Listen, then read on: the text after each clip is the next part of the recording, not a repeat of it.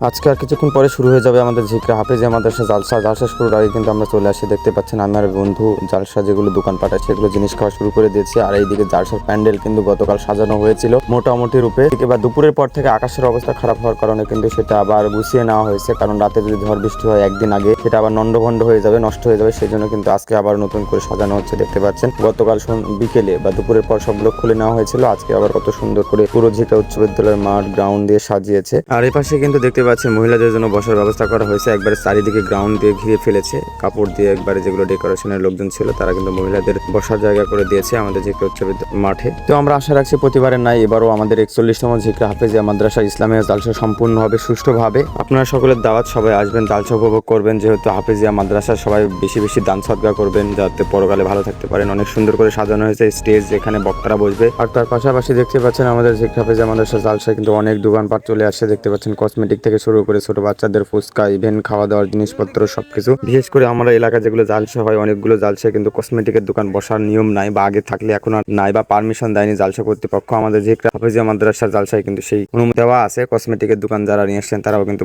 বসতে পারবে। এইদিকে আবার ঝিকরা উচ্চ বিদ্যালয় গেটে যে গেট করা হয়েছে জালসা, সেই গেটে কিন্তু একটা বড় ট্রাক গাড়ি দেখতে পাচ্ছেন আপনারা, সেটা আটকে গেছে। আর একটু পরে কিন্তু জালসার আয়োজন শুরু হবে। অলরেডি অনেক দোকানপাট আসছে। আমি আর আমার বন্ধু দেখতে পাচ্ছেন একটা ভাজার দোকানে চলে আসছি। আমরা যেহেতু দুপুরে আসি ঘোরাফেরার জন্য, ভাজা খাওয়ার জন্য, এবং আমার বন্ধু কিন্তু ভাজা নিয়ে ফেলেছে। আমরা দুজন এখন ভাজা খাবো। আমাদের ঝিকরা বাজারে সেই পরিচিত মুখ বাক্কার চাচার কাছ থেকে ভাজা খাচ্ছি। আমাদের ঝিকরা বাজারে বা ঝিকরা আমাদের সমবয়সী যারা রয়েছে সেই ছোটবেলার স্কুল লেভেল থেকে কিন্তু আমরা সেই বাক্কার চাচার ভাজা এবং মুড়ির ভক্ত। তার কাছে কিন্তু আমরা মুড়ি থেকে শুরু করে ভাজা খেয়ে থাকি।